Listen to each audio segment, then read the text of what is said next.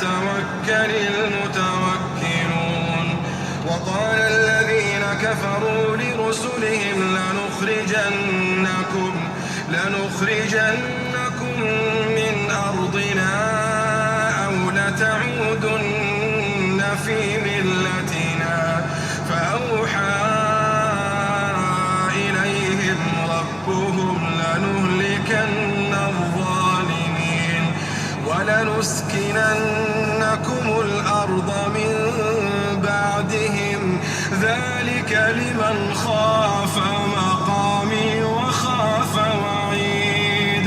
واستفتحوا وخاب كل جبار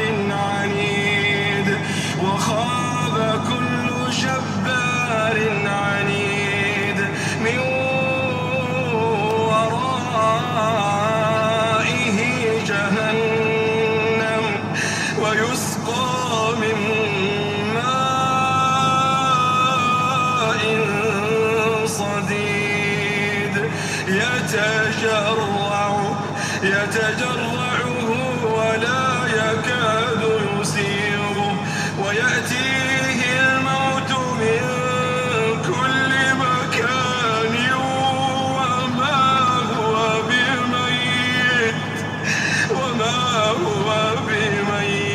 وما هو بميت ومن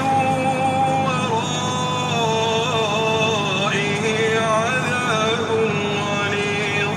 مثل الذين كفروا بربهم أعمالهم كرماد اشتدت به الريح في يوم عاصف لا يقدرون مما كسبوا على